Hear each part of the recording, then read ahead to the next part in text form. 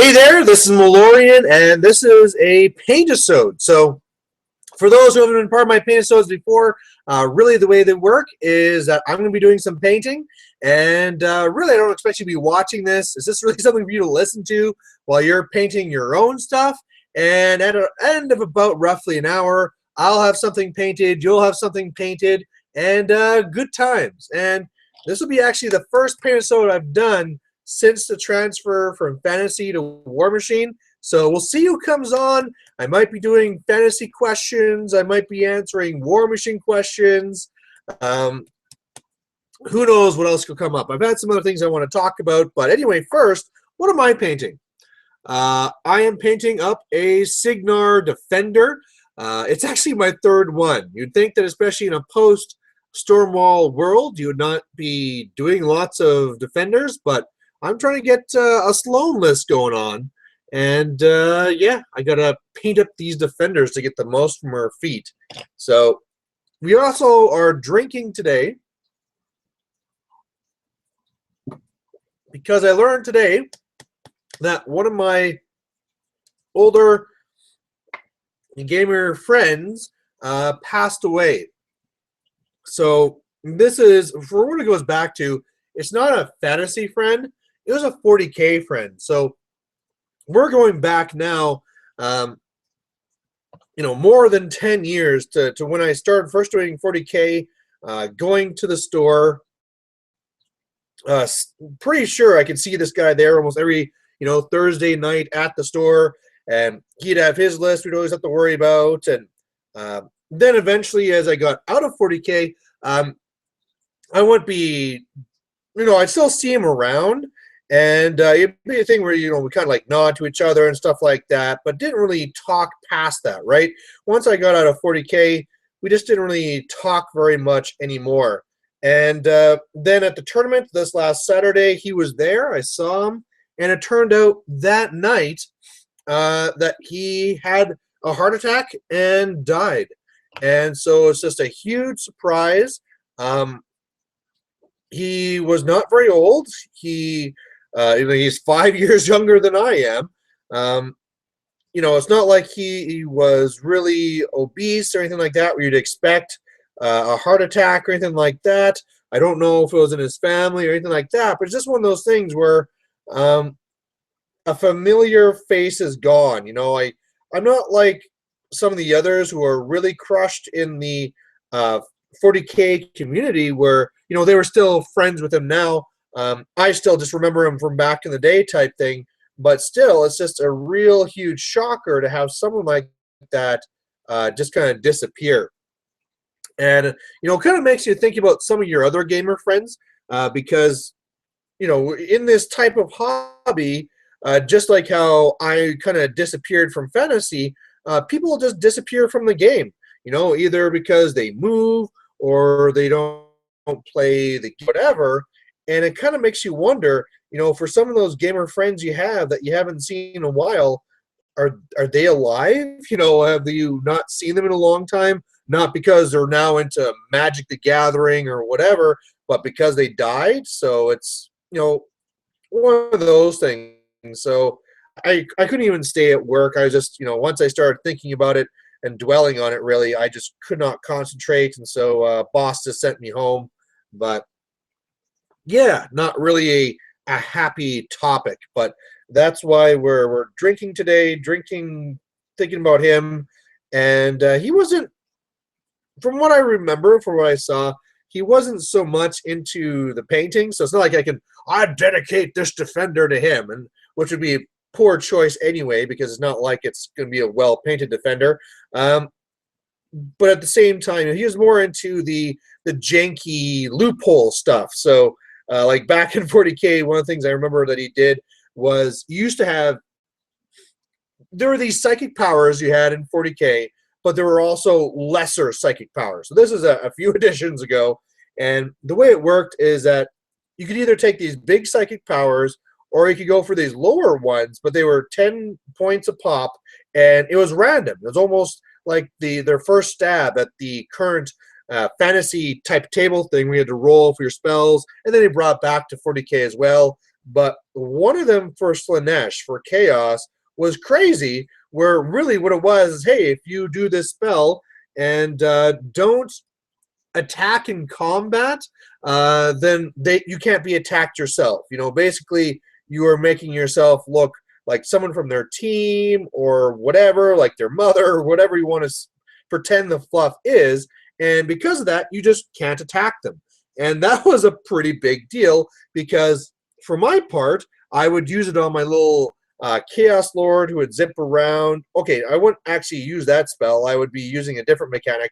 But really, I'd be just running around, raising up demons. My cousin, he used it so that he could go around on a bike and just flamer people, and you couldn't just do anything about it. And this guy, what he did is he actually would put it onto a demon prince, and so you got this demon prince that you can't do anything about until he gets into your juiciest part of your army, and then just blah, off he goes. And I remember he was also big into the when the Imperial Guard, where you could take an army just of tanks. He was into that, and but he was a really nice guy, right? One of these guys where he wasn't overly talkative or anything like this, but he was just kind of always there, not even always like smiling. I can't be even saying he's that guy that was always just smiling in the back, but he was just one of those nice guys that was just great to have around, right? Like he was kind of part of the atmosphere. So definitely a big loss there. And so crazy that it happened just right there, right? We have a tournament, and that night, there you go. So that's one of the biggest things on my mind. But personally, I'd actually rather hopefully focus on something else to take my mind off of it. So I see we already have 5 viewers. So if you guys have any questions for me, please shoot them my way so I can talk about those things as opposed to thinking about passed away friends. That would be swell. But so far, no comments yet. So think them up, whatever you guys want me to talk about. One of the other things I'm going to be working on here is, of course, you guys have seen I'm doing a lot of videos about the War Machine, making sure that for people who are, either interested in it or, new players, whatever, that I'm getting out all the basics. It's kind of funny. People are asking like, oh, why don't you get a video out on this, on this, on this? It's like, well, whoa. I mean, look at what I did first for fantasy. I didn't just jump into fantasy and say, okay, let's do some specific tactics for a certain army. No. We went to the basics and talked about how redirecting works and all the rest of it, right? And then came back later to be doing the bigger stuff. So I don't know how many videos it's going to take before I cover the main basics, but looking forward to doing some of the more complicated ones. Also neat to see, too, that I've been getting some comments of, I made the comment that I'm trying to make it on Team Canada, and great to see that some people that are already part of some other teams are really encouraging me, trying to get out there. I had a guy from Switzerland saying, hey, if I ever make it out to this next one in Ireland, he wants to have a game with me, so that'd be great. No idea what he runs, but he certainly knows what I run, so that could be a little bit dangerous, but it's all good. 7 viewers. I was kind of worried, I did lose a lot of viewers making the change that I did, and I was wondering for the Paintisodes, am I still going to have my loyal Paintisode base? The guys that come and sit with me and do our painting and yap about things, are they going to be, unsubscribing as well? But we'll have to kind of see what we do for viewers there.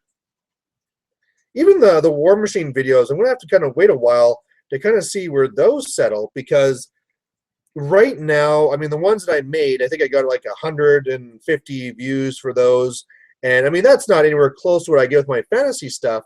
But when I was new with fantasy, 100 views, I was like, yeah, that's awesome. I got 100 views for my video.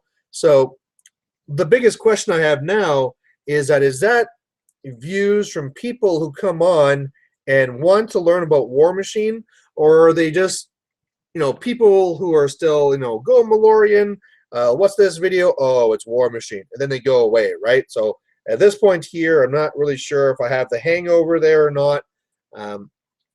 I am glad to see that there are a lot of people that, even though they're sad or even upset that I'm leaving fantasy. That they said they're going to at least give War Machine a try, even if it's not so much in wanting to play it. They're going to give War Machine a try in terms of at least giving it a watch, right? Like, okay, Malorian, if you're going to make these videos, I'll check it out. I'll see if they're interesting, and if not, then I'm out of here. And that's, that's totally fair, right? No, can't blame anyone for wanting to do that. One of the things I was kind of more surprised at, though, is the amount of negative or rather even angry comments I got for saying that I was going to be leaving. Some of them, of course, were around what I did expect with the whole, oh, War Machine versus fantasy and blah, blah, blah, which one's better, which I tried very hard to avoid. I really did not want to make it into something about that. I tried being very clear. Fantasy is still a great game. It's all about what you're after type thing, but there's no avoiding that. One of the things I almost got pulled into is somebody was making the comment that, like, oh yeah, you can just see it right there that, as soon as he loses, drops out from fantasy, he's lost, like 1,000 subscribers just like that. And just goes to show that, that's how much bigger fantasy is. Whoa, whoa, whoa, whoa. All my fantasy, a large portion of my subscribers are fantasy. So, it was pretty much obvious that was going to happen. But I didn't want to get into that. I didn't want to make it a big deal because, again, I don't want to talk about that. It's not fantasy versus War Machine. It's just me doing what I enjoy more, right? It was also a big thing at the tournament, too, where, I went out there to the tournament, and there were a lot of guys that were, giving me the evil eye, be it in jest or not. And also another guy where I couldn't believe it, where he comes up and starts talking about the thing and actually has to leave because he's getting teary-eyed. It's like, oh man, like there's other battle reporters out there, right? Like it's not really like a tragic loss, right? You didn't lose your grandma, mom's still fine. It's all right. We don't need Malorian for battle reports. You can still watch Once Bitten or Luke Davis or Lord Tremendous or Materium. There's so many out there that the loss of Malorian shouldn't be bringing a grown man to tears. But, it was still nice feeling for me. Like, okay, it's nice to see people care, blah, blah, blah.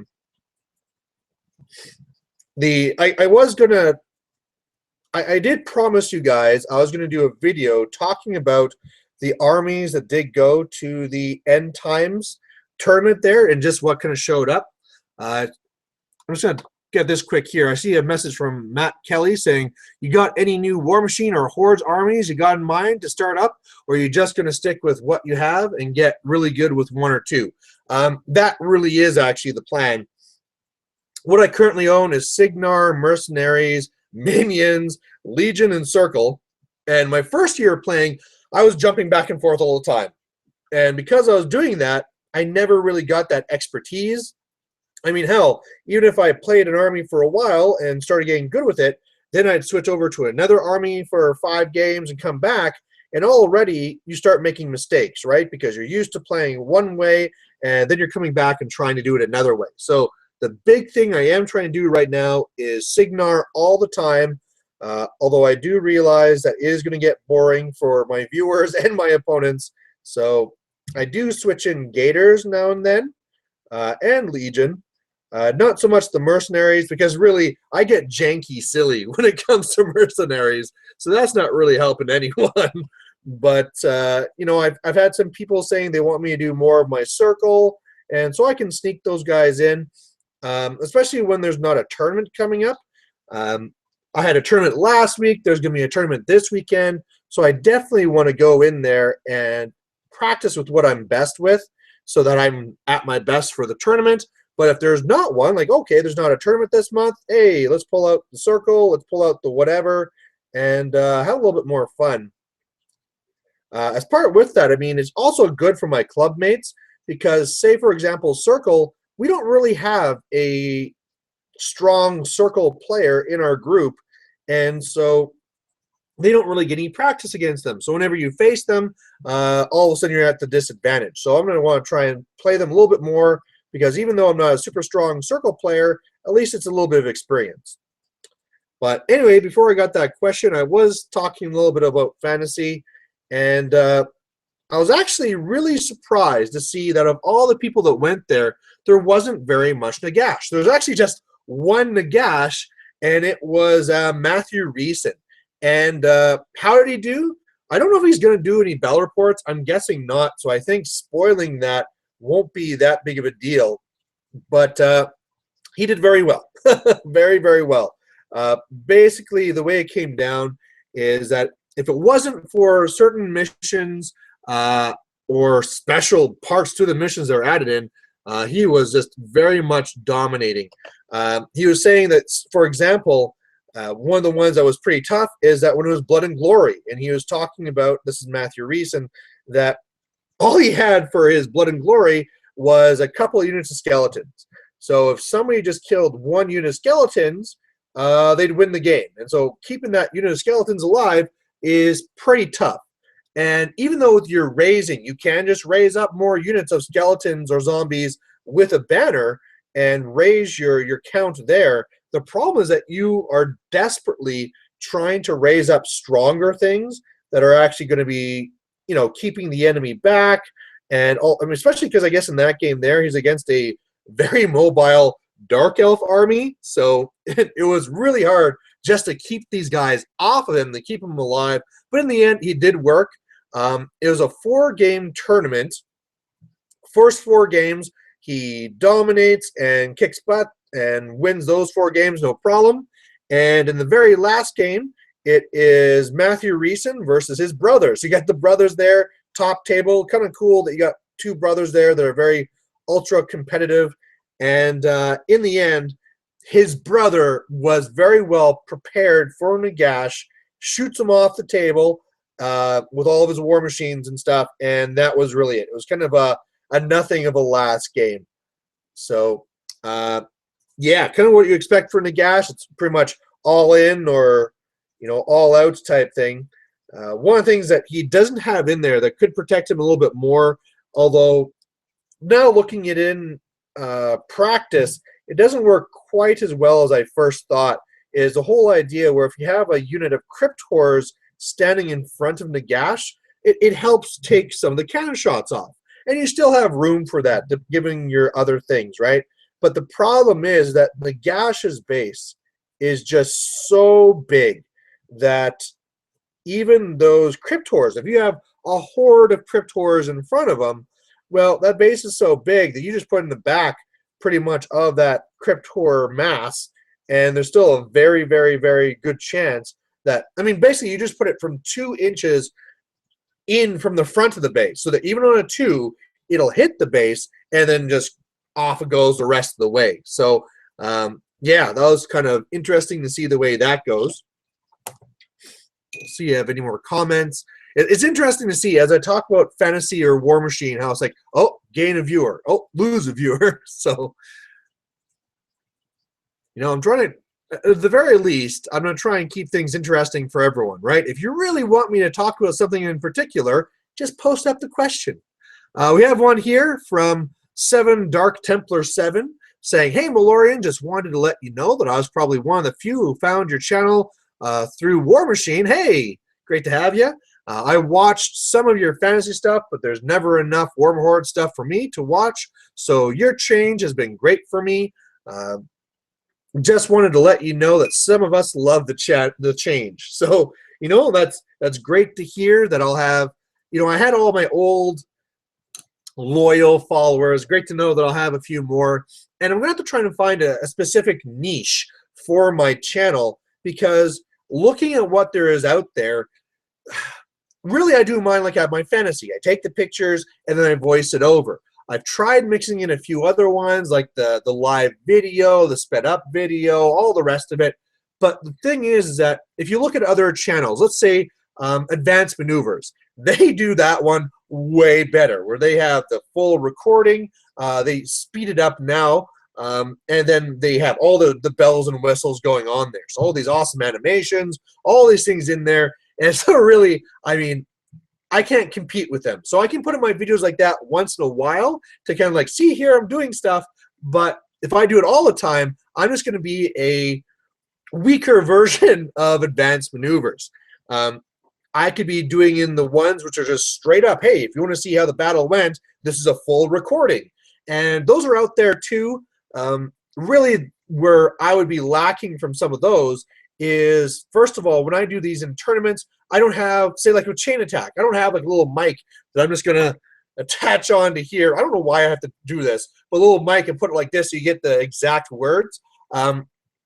I have the one on the side, so I get all this background noise and stuff like that. I can invite people over and I can set up a camera and stuff like that, but it's also not then the big tournament game. So I'm going to have to try and find a niche.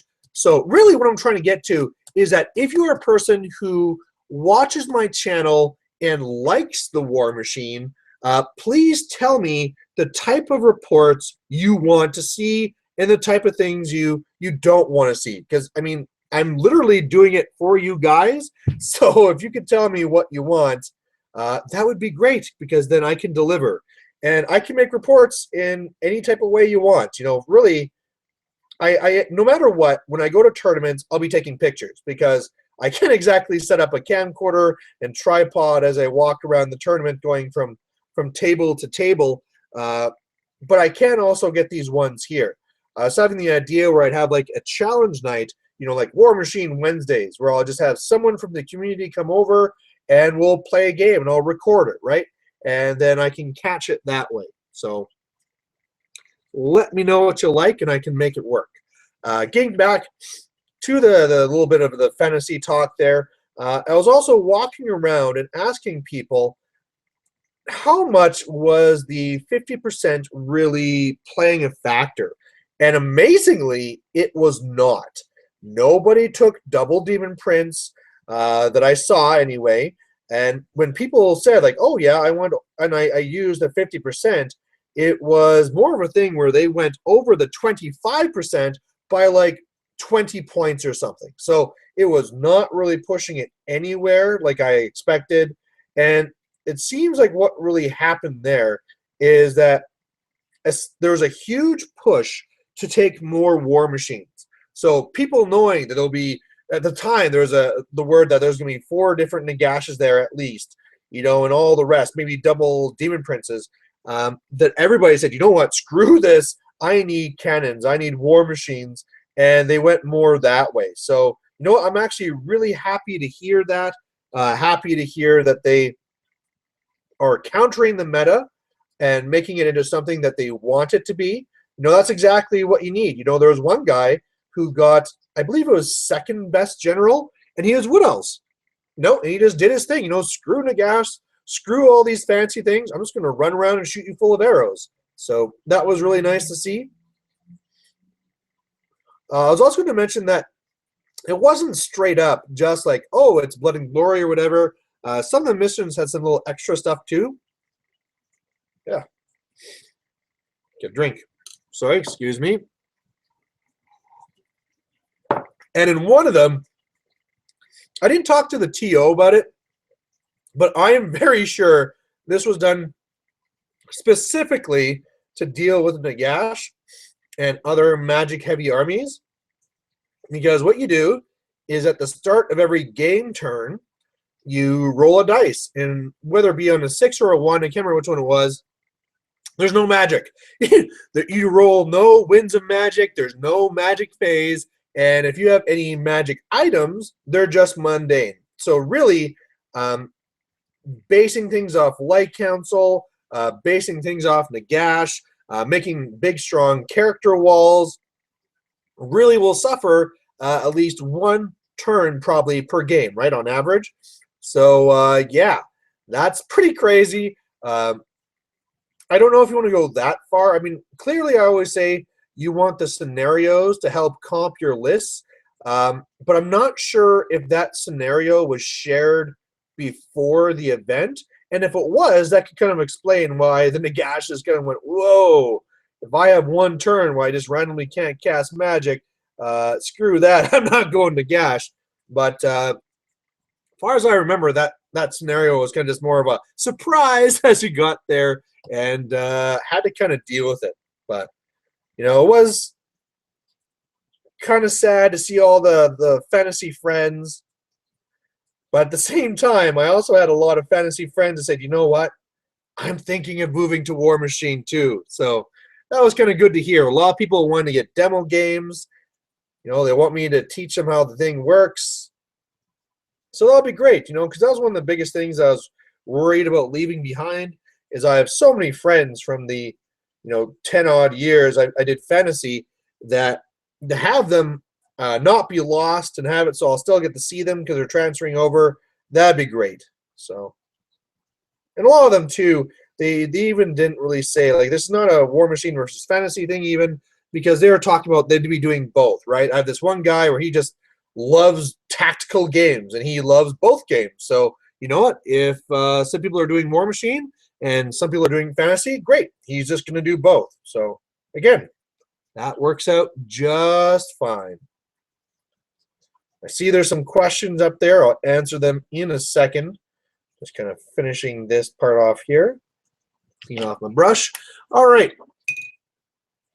We have one here from Matt Kelly saying, I'm mostly a 40K player and have a few vids up, but I mostly watch your vids for your personality. So just keep doing what you're doing good. Yeah, I mean, that is one thing I can bring to it. Some of the other reports, they're a little bit more, specific and, tactics and straight up face, whereas I have a little bit of personality to it, you're right. One of the ones I'd like to hopefully compare myself with then is like Crippled System, where I'm having some fun with it too. It'd be nice if I had a group that I could pull together and do that type of a show with. I know I was asking before on the local forum whether there's a Cygnar podcast, because there recently is a specific one for Legion. And oddly, one of the biggest answers I got is, why don't you do a Cygnar one? And that'd be awesome, and I could, but I don't really have that like group of like Cygnar buddies that I can sit down with and arrange that with. I know one of the people that I'm, follow, and unfortunately he doesn't do enough stuff because I really like his things, but like Tin Man Excel, maybe I could do something with him. I don't know. One of the things that could actually be really fun is that he did one which was the Dice Rage Live, and unfortunately for a while now they've had some problems getting everybody together at the same time. But hey, who knows? Maybe I can sneak on to that show and have some fun there. But some of the points people are having is really the difference between making a regular show like this and making a podcast is just in the way that you save it. So it's true. I could get into the podcast biz, but I like YouTube. YouTube is my home. It's working for me. Oh, comment went away, which is why I had the backup page, just in case it gets screwed over. So I did see there was a fourth comment. Come on, reload. And it's not there. I knew there was a fourth comment, so sorry it's not showing up. I don't know why. That's the weird thing with these Hangouts, is sometimes it'll be like, oh, there's a new comment, and you get to talk about something else first, and then when you look back up, nope, it's all gone. So sorry about that. Hopefully it will bring up the comment again later, or maybe next time I should just be faster to answer. That's probably the real thing they need to do. As soon as I see a comment pop up, bam, answer it.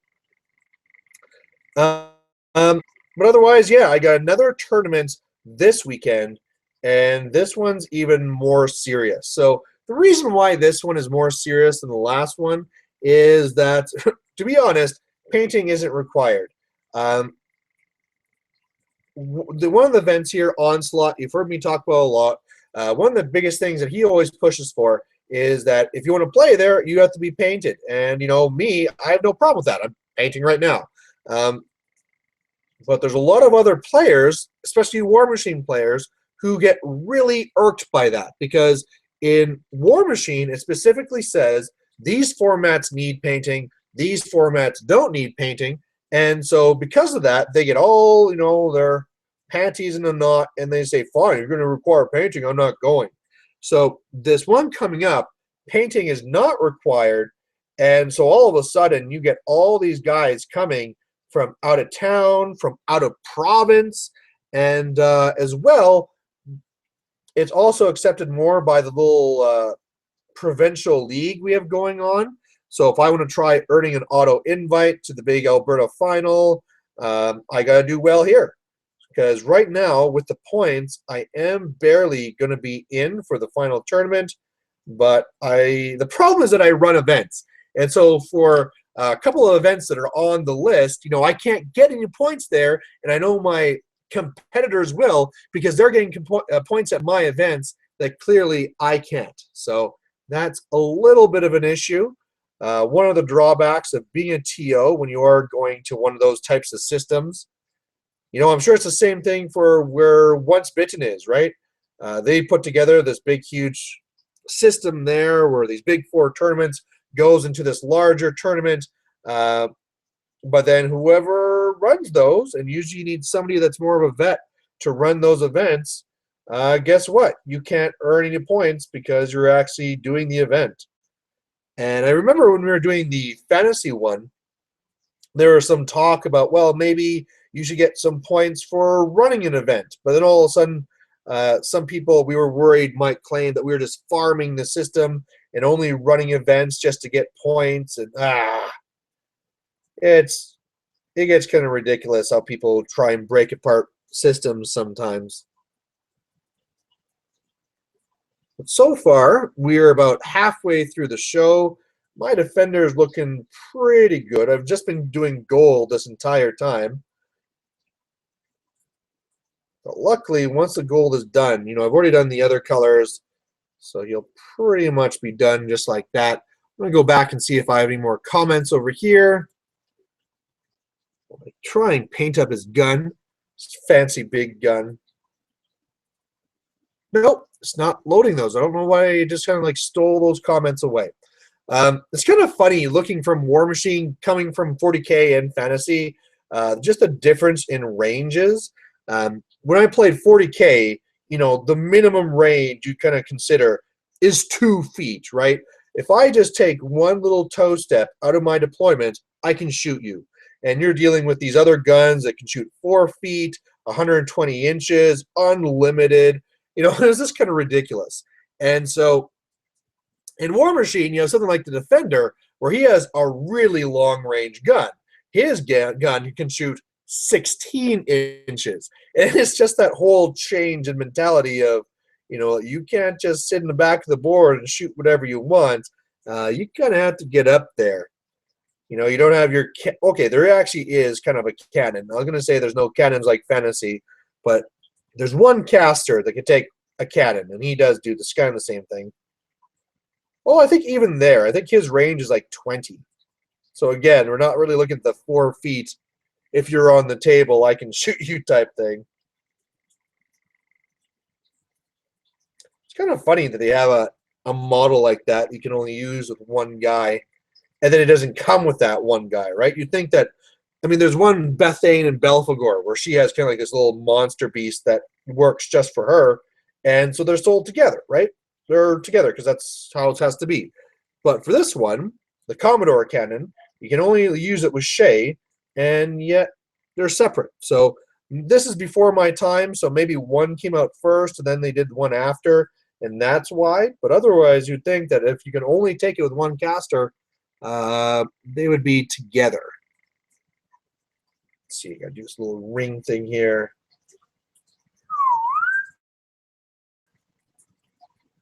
It's funny how just a few little gold highlights can really change a model. Let's see if we got any more comments here. I'm not really sure what you guys want me to talk about. I was going to be talking a lot about Marvel stuff and Avengers, but then I saw that there was another show that Whoopi Womp did where he talked about that stuff. So now I'm trying to debate whether I want to be saying my thing too. Oh, good. Those comments came back, so I can actually talk about those. From Canvas01 saying, I'm cool with any type of report you do. Just please, FFS, don't use the shitty achievement crap that Mini Wargame does. Man, that is so dumb. I don't know why they do that. For those who are not in the loop, for what we're talking about is they came up with something that I'm sure to them was like, yeah, this is a great idea. It's going to make our games a lot more fluffy, or even more so, it was like an achievement thing based in a league that would teach you more about the game. Because if if you get achievement points for using different casters, for doing different things in the game, it means you're not just going to go to the campaign, basically the league, and just do the same thing for the entire game, the entire league, and then just kind of end and see whether you win or not. So they have points for, like I said, taking different casters and stuff like that. And so that's kind of cool. But then they have it for these other things like, oh, destroy a building, because that's actually kind of more like the rules they have worked into there and all this other stuff. And what it comes to then is that during the game, people are just doing these stupid, stupid things that you would never do in a regular game just because they want to farm those achievement points. So, for example, one of them is killing your own model. Now, at first, that sounds really, really stupid. I mean, coming from fantasy, why in the world would you want to kill your own model? But when you learn that there's a couple of reasons in War Machine, like for one, let's say because it's activation based, there's a unit that's in your way, and you just need to get out of the way so you can deliver your hard hitter to get the win. Well, okay, I'll activate this other one to kill my model that's in the way, and off we go. You know, great times. Or maybe I'm going to throw my model at you. My guy's going to die, but you'll be knocked down, and then all my attacks against you are auto hits, right? That's great. Well, instead of having an actual tactical reason for it, people are just randomly attacking each other and killing their own guys, and it just really takes away from the battle report, because you're looking at the matchup and like, yeah, if this goes there and this does this and this does that, and then all of a sudden, whoa, whoa, whoa, he just spends a whole turn doing stupid stuff to get achievement points. It's just, ugh.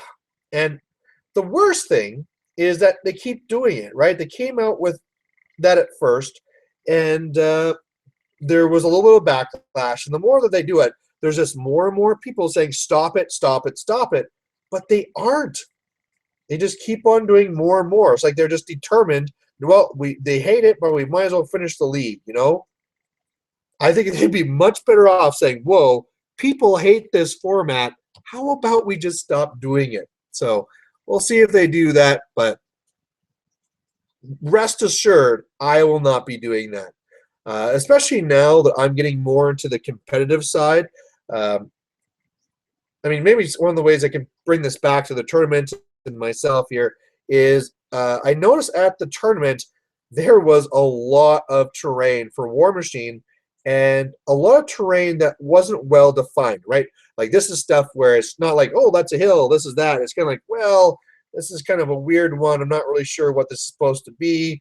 And one of the things that made me compare to is myself, because when I run tournaments, I like doing wonky stuff with terrain and doing all these things. And now after having to deal with it myself, it's like, wow, maybe I should watch what I do with terrain, because when it comes to the real competitive players, they're probably not liking what they're seeing. So, you know, good to get that, at least that personal feedback there and improve my own events. Talking about my events, something that was kind of really crazy that I'm pretty sure I haven't talked about yet, is there's one, normally in War Machine, you run two lists. So you have your main list, you have your second list, you use it to kind of weed out the whole rock, paper, scissor type thing you might be having. And there's another one called Masters. And in Masters, you run three lists. And that's tough to do, because normally, not only is the thing where, okay, I'm making two lists. So I make one list that I really like, and then I make one that makes up for the weaknesses here. Once you start adding in a third list, it's like, well, okay, is this going to be specifically to cover the weaknesses of both? Or is this going to be a weird skew to kind of help out these lists? And then as well, when it comes to, okay, I want to make sure I want to get to this question before it disappears in YouTube land. But anyway, it's also when it's first matchups, right? I have these three lists, you have those three lists. It's really hard to kind of figure out what you want to do with that.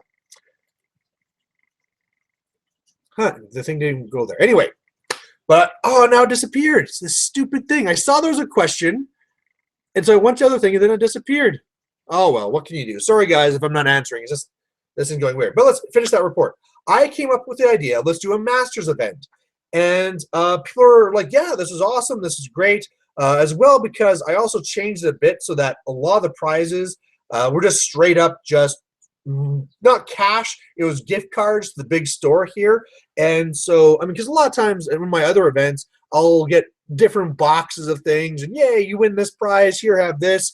And then sometimes it's like, well, I don't play that army, I can't really do anything with it. So I thought, hey, let's go ahead and just give out gift cards. So one of the surprises I had is that in the beginning, I was able to work it out so that the winner of the event would basically get $600. And I was like, whoa, that's big prize money.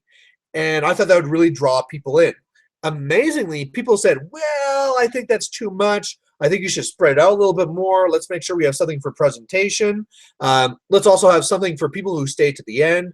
And so I listened to them and I said, okay, we'll make it so it's now 300 for first, 200 for second, or was it 100? 100 for second, 50 for third, 100 for best presentation, 100 for a random draw for people who stay to the end. But basically, I go and I mix these things up, and it sold out the first day. Like, I never have that. When I have a tournaments I set up, it's always one of these things where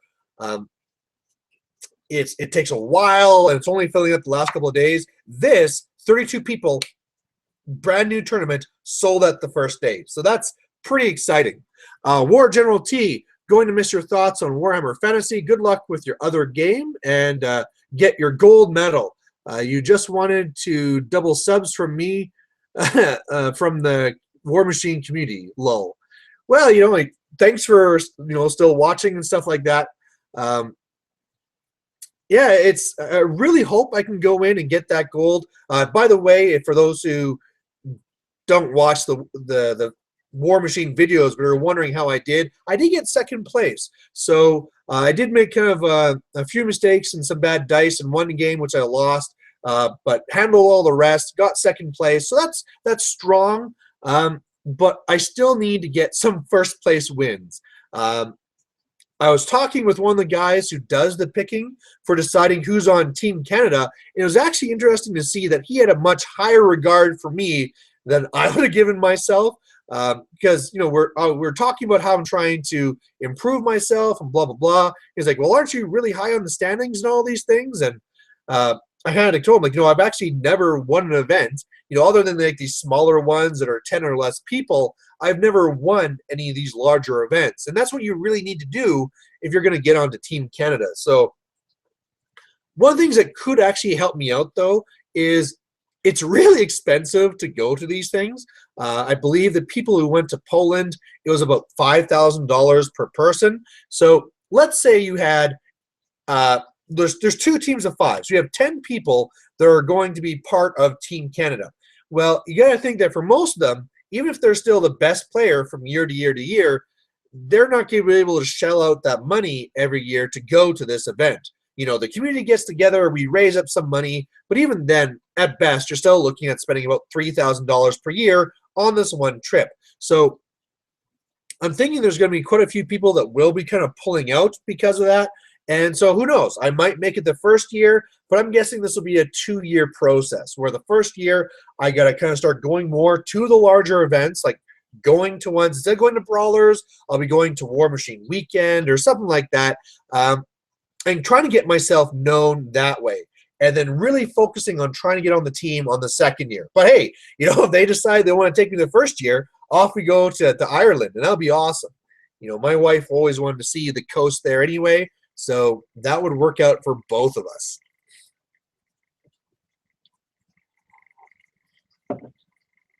So I'm done with gold. I really just have one color left, this dark gray that I do for a few highlights. So pretty much finish this one up, and this model will be done. Try and see if there's any more comments here. Yeah, nothing. This is so weird that I see comments here but not there, and then they disappear in different places. Oh. However, I did finally figure out how to get the share screen to work again. it seems the biggest change that happened is whereas before I could just say, show my screen, show my screen. Now I have to have that screen open already, and I tell it, okay, show this screen. And that's really the big difference between from before. So glad I have that worked out. That's going to make things a lot easier, especially where I was trying to do those videos about how to showing how different things work and stuff like that for the forward commander and the battle college. So glad to have those ones out to show people directly how I use those programs to make my lists. Kind of surprised to see some of the negative comments about forward commander. I mean, or battle college. You know, they're free things, right? If this was a GW thing, GW would have shut them down long ago, or the people just would have stopped doing it. But it's really just this free thing that these guys put on where, hey, come here, get all this information for free, and yeah, there you go. You know, spread the word, let them know that we're here. So, I mean, I would love to support these guys, and I do. I spend probably way too much time on those sites making lists. It'd be nice for me to use the war room. You know, my brother has shown me what his war room is like, but I have a BlackBerry, and so that stuff just does not work. So, but I got a couple of practice games coming up for the tournament coming up here. Tomorrow, I'll be playing against my buddy Ransom. He was on here before, and he's going to be trying out some new stuff for Legion, and I'm going to be trying out a couple of new lists for my Cygnar that I want to take. Really, what I want to be going with is I'm going to be looking at Haley 2 and Kane 2, and oh, I'm going to jump to this right away because 7 Dark Templar 7 said he's resending the message that got lost. Gave your question some thought, and I think I would most enjoy some content speaking about things like list pairings and matchups. Oh, those will be coming for sure. While I don't play Cygnar, Kadar, woo! I think it would be interesting to give your opinions on list pairings and their matchups. You would expand on this and talk about why you would drop the list versus another. I think another great idea is to go through the steamroller scenarios and explain them for those who are new. Not everyone has been playing for 3+ years, and even then it changes every year. Just food for thought.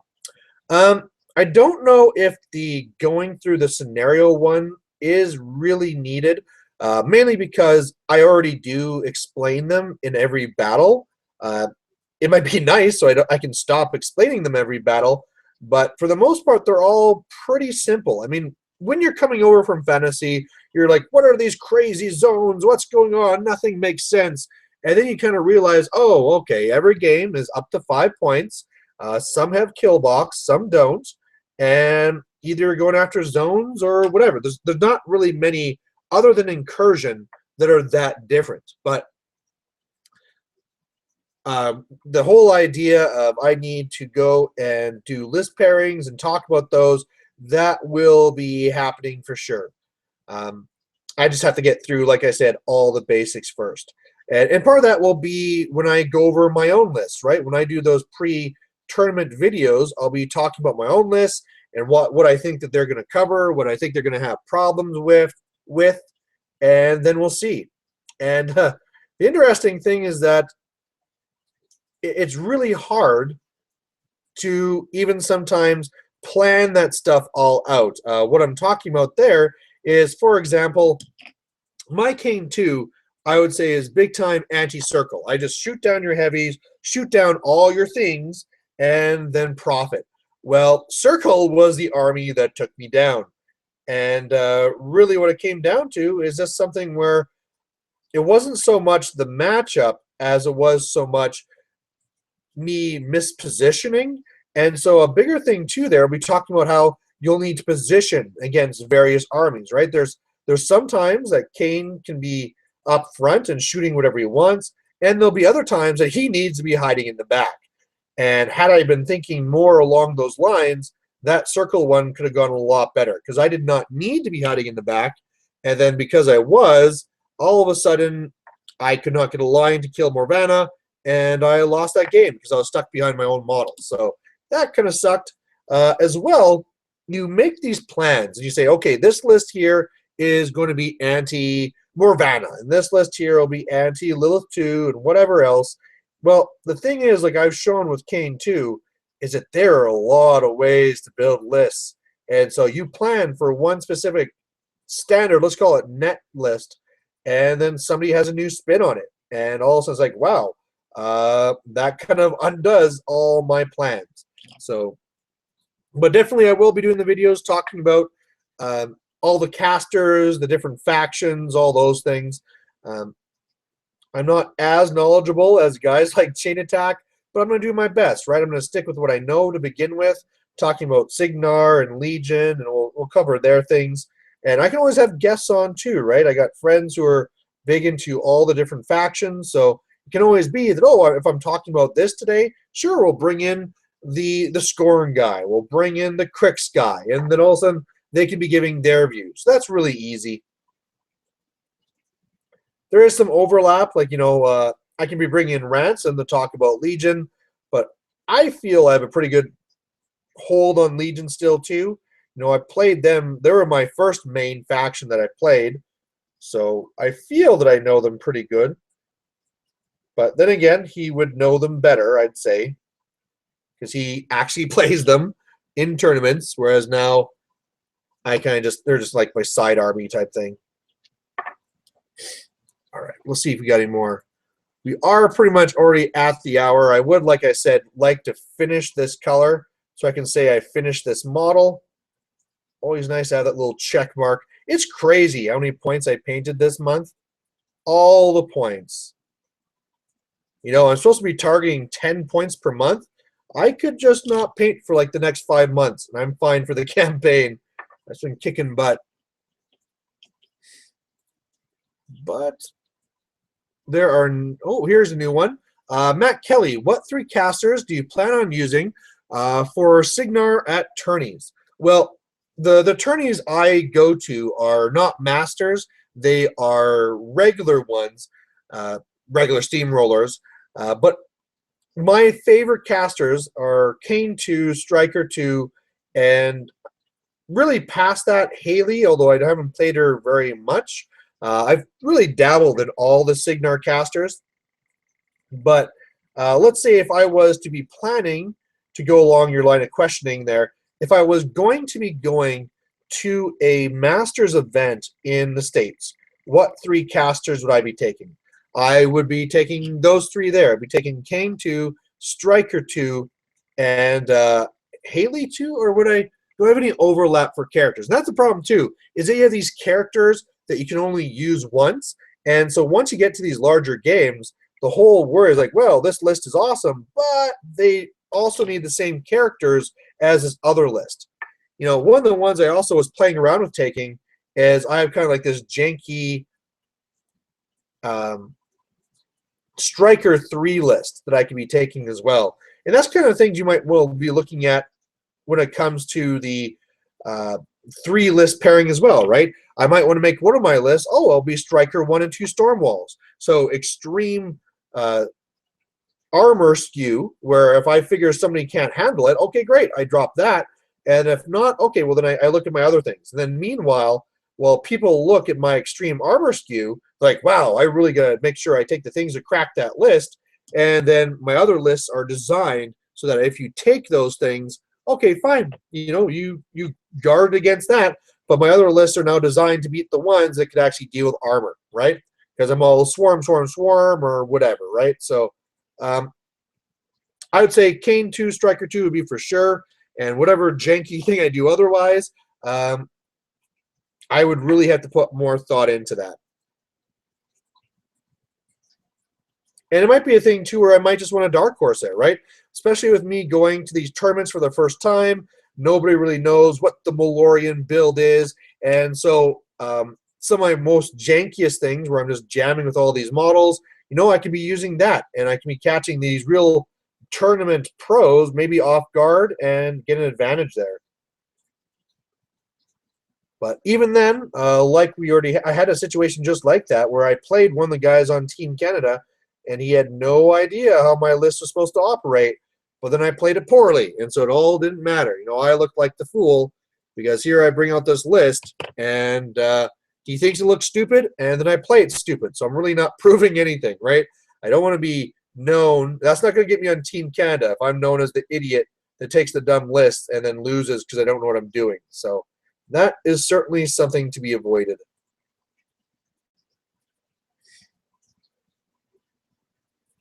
I can't really tell. Yeah, I must have painted that before.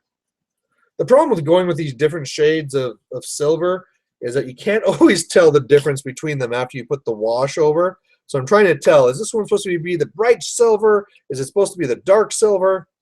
I know some people actually will have like a diary, so it will track all the different paints that they use and for what parts. Like, oh, this is the first, color, and then I highlight with that, and then I wash with this, and then I re-highlight with that.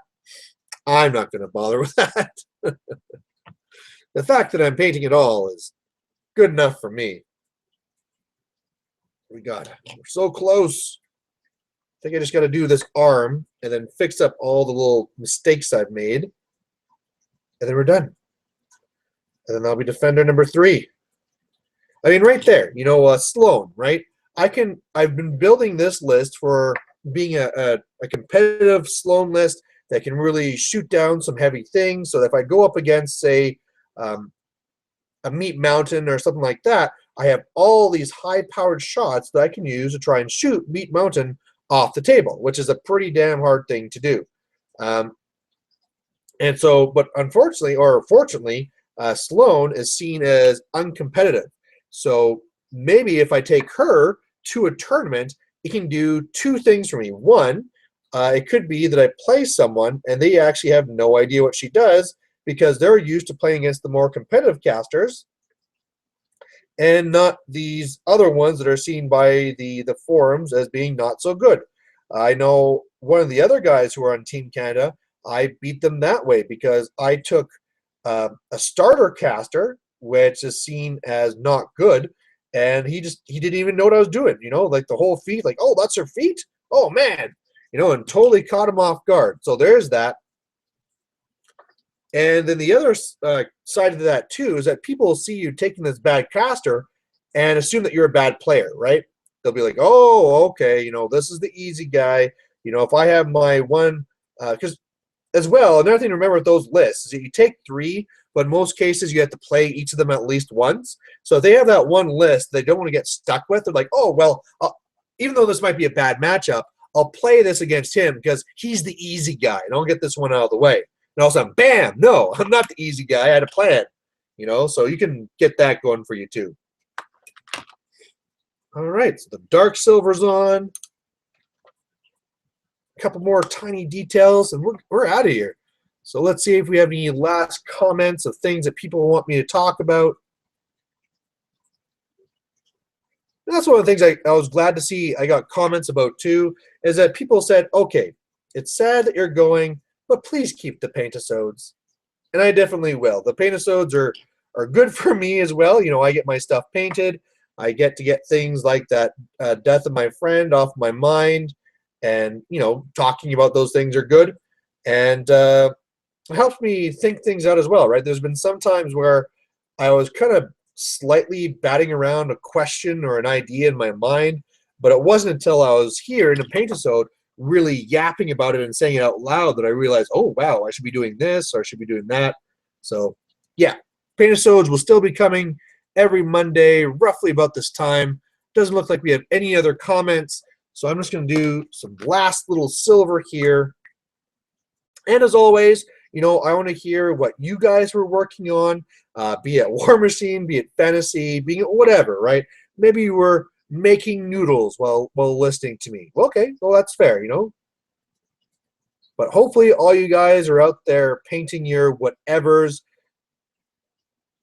Oh, I still got the black little tubes in the back. Is it always the way where you're like, yeah, I'm all done, and then you realize, nope, forgot that one little tube I didn't paint in the back. And I could skip this, right? Like, these are like tiny little tubes that are on the back of this thing right here. Nobody would know about it, but if I don't paint it, I'll know about it. And every single time I pull out Defender number 3, I'll remember the tubes that were not painted, and I will feel ashamed. Anything else? Even like little bolts I might have forgotten. That's always an important thing to do. Just do a full 360 of the model. Look at everything. Could even be not just that you forgot something. Could be that, oh, I accidentally touched the paint here or anything like that. Like for right now, when I looked at the tubes from the back, I was all done. Look at it from the side. Not get the side of the tube. So always make sure you do that 360 of your model at the very end just to make sure you got everything. Or you might decide too, right? Oh man, there's this other detail here that I never noticed before until I held it like this or whatever, right?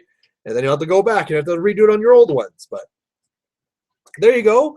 I just got to apply the patented Malorian wash. Oh, and we got another question here that I can talk about while I do that. It says 7 Dark Templar 7, Golden Age of Cygnar, Kane 2, Haley 2, Striker 2 is so ambiguous that I feel it would be unwise to bring all 3. Those are the 3 everybody thinks of when coming up with anti-Cygnar lists. Siege Haley 1 can do some really powerful things, but not being as expected. But then again, they are the 3 big ones in the faction for a reason. Well, there is that, but there's also the fact that I run them a little bit different. I don't run Haley 2 Double Stormwall.